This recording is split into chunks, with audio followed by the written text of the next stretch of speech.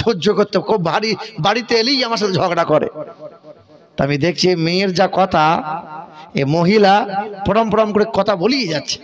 আমি মনে মনে চিন্তা করলাম ঔষধ তোর কাছে আছে, ও কথা বন্ধ যদি করে দেয়, কথা যদি কম বলে দেয়, তো অটোমেটিক স্বামীর জ্বলন কমে যাবে। এর কথার কারণে স্বামীর কলিজা ফেটে যায়, এত কথা, আস্তে আস্তে কথা, আর দিনটা শুধু স্বামীকে সন্দেহ করে। রাতের বেলায় 9টার সময় আপনি বাজার থেকে বাড়ি আসবেন, শুধু টেবিলে বললেন রেখে দেবেন। আমি দেশ বিদেশে ছুটে বেড়াই, তো আমার বউ বললেন মাঝে মধ্যে মোবাইলটা ঘেঁটে ঘেঁটে দেখে, কিছু করছে না তো, মাল গোলমাল করছে না তো, খুব চিন্তা করে। আপনি একবার মোবাইলটা রেখে দেবেন, দিয়ে হাত পা ধুতে যাবেন, তা আপনার বউ যদি ঘেঁটে ঘুঁটে কোনো রকম যদি একটা মেয়ের ছবি পেয়ে যায়, ও লাঠি পাটি সব করে দেবে।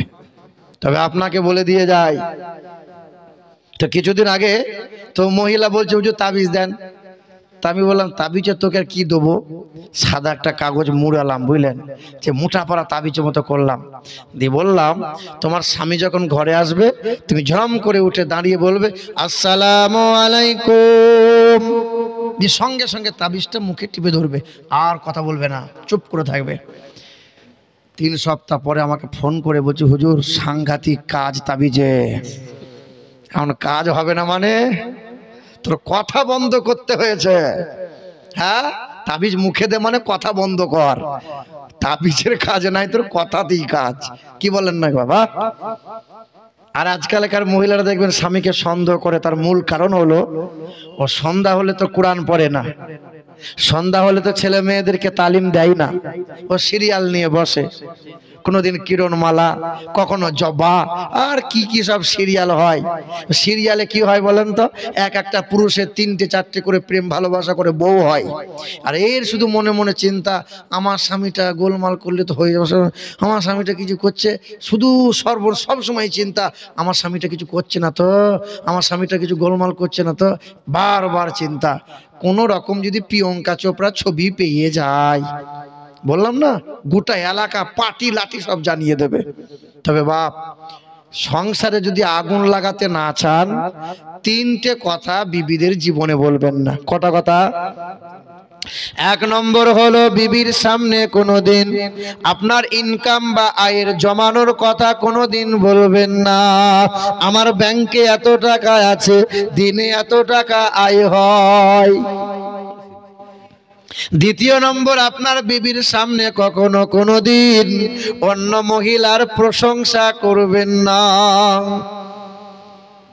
শুধু বলে দিয়েছে ভাবির রান্নাটা সাংঘাতিক রান্না গো, ব্যাস ওই উনুনের পাশে গিয়ে খুব কাঁদছে, কি হলো বল, দিয়ে ফোন লাগিয়ে দিয়েছে মাকে, ও মা আমি তোমাকে বলেছিলাম না, তুমি বিশ্বাস করোনি। বলে কি হয়েছে বল, তোমার জামাই সব সর্বনাশ করে দিয়েছে। কি হয়েছে বল না। বলে তোমার জামাই বড় ভাবির সাথে লেগে আছে, ফেসে আছে। আমি রান্না করি, আমার রান্নার নাম করে না, বড় ভাবির সুনাম করছে, মানে নিশ্চয়ই মাল ওইদিকে লাইন করে বসে আছে। কথা বুঝতে পারছেন? কোনদিন পরের মানে বিবির সামনে অন্য মহিলার প্রশংসা করে দিয়েন না, ভাতও যাবে সব যাবে আপনার। হ্যাঁ।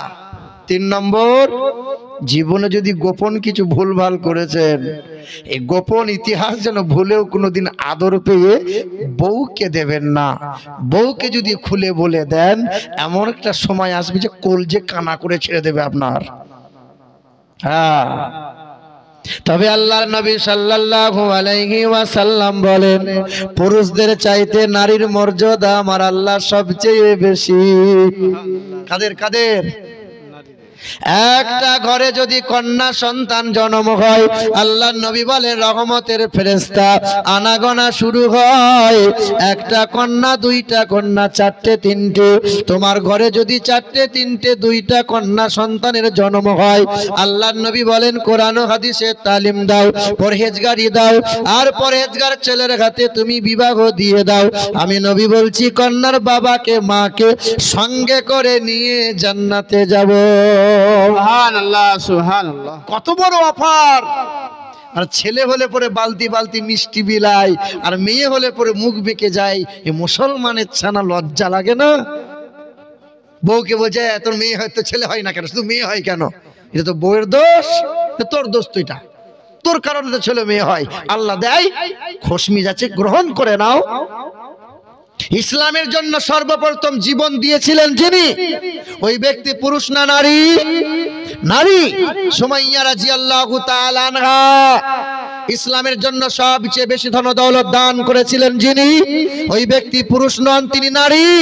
আম্মা ফাতেমা রাদিয়াল্লাহু তাআলা আনহার মা, ইমাম হাসান হুসাইনের নানি জান আম্মা খাদিজাতুল কুবরা রাদিয়াল্লাহু তাআলা আনহা। সুবহানাল্লাহ। সবচেয়ে অবদান বেশি, সবচেয়ে মর্যাদা বেশি পুরুষদের চাইতে নারীদের। তারপরেও আল্লাহর নবী বলছেন জাহান্নামে ভিড় বেশি নারীদের।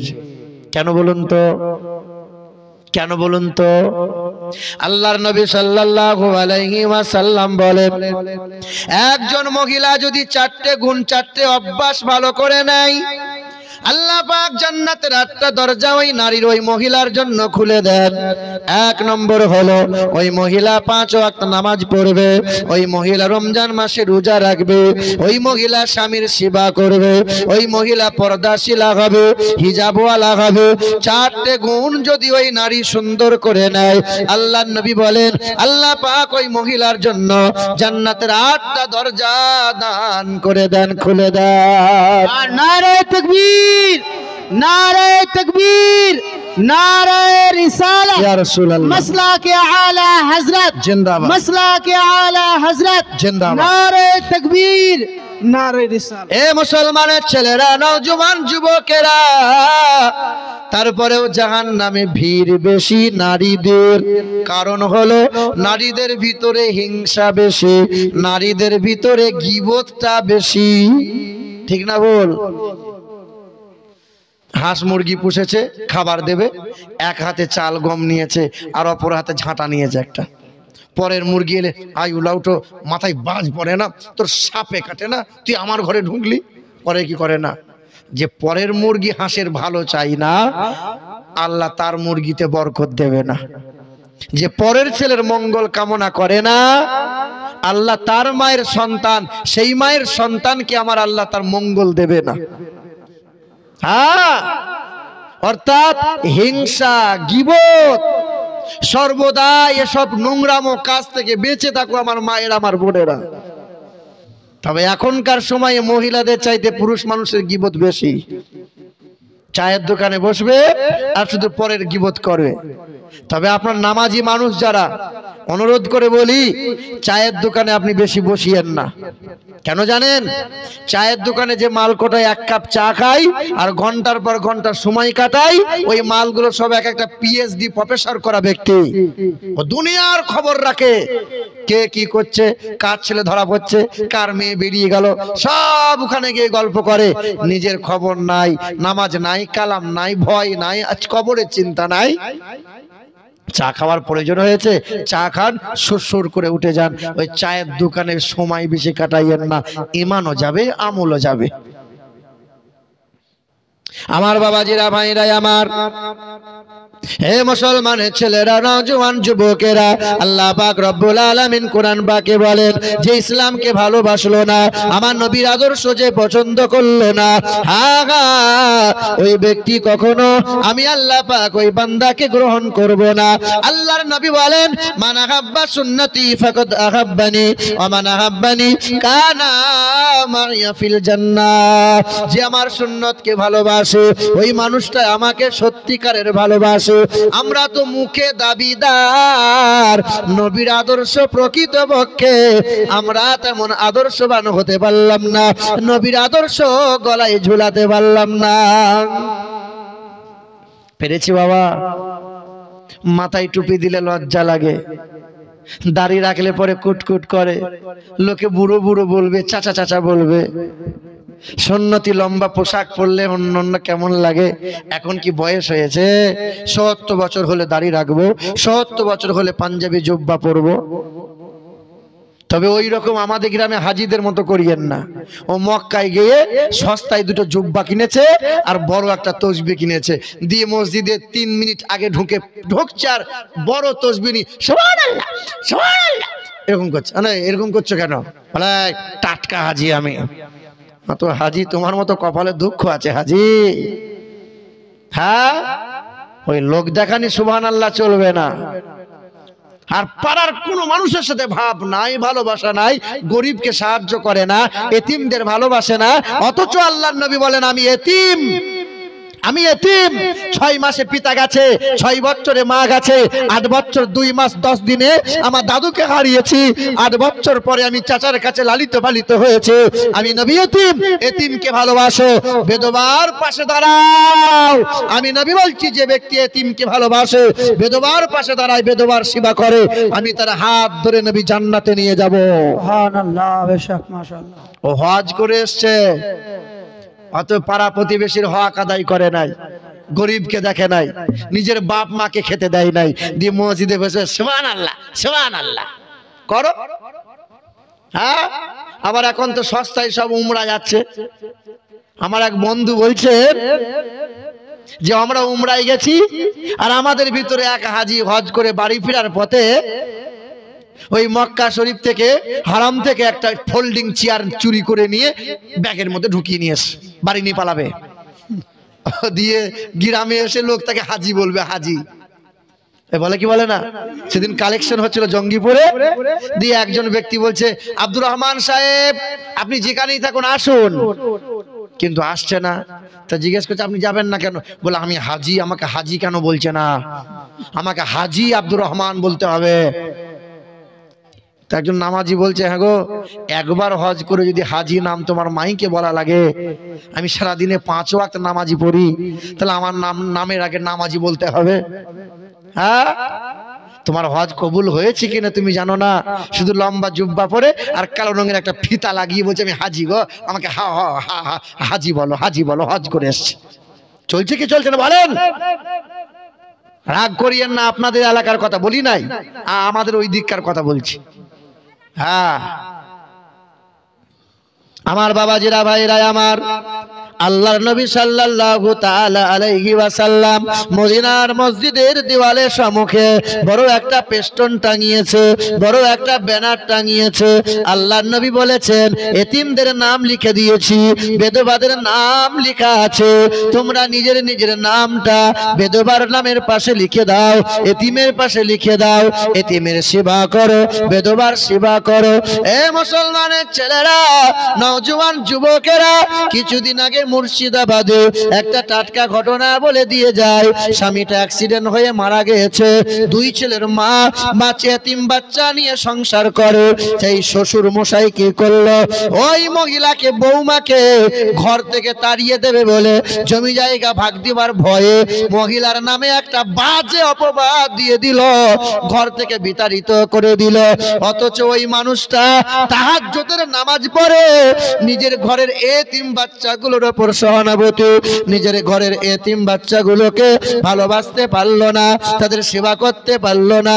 ছেলেটা মারা গেছে, দায়িত্ব তুমি বাপ হয়েছ, দায়িত্ব চাচা এসেছে, দাদু হয়েছে, আজ তার বাপ নাই। বাপ হারা এতিম মায়ের সন্তান, এতিমের হক আদায় করো, এতিমের মাথায় হাত বোলাও, এতিমকে পোশাক দাও, এতিমকে সান্ত্বনা দাও। আল্লাহর নবী বলেন এতিমকে সান্ত্বনা দেওয়ার কারণে তার মাথায় যতগুলো চুল থাকবে আল্লাহ পাক প্রতিটা চুলের পরিবর্তে নেকিতে পরিপূর্ণ করে দেবে। মদিনার মসজিদের সম্মুখে বড় একটা ব্যানার টাঙানো হয়েছে, সবাই বেদবাদের নামের পাশে নাম লিখে দিয়েছে। আমি ওই বেদবার সেবা করব, আমি ওই এতিমের সেবাটা করব।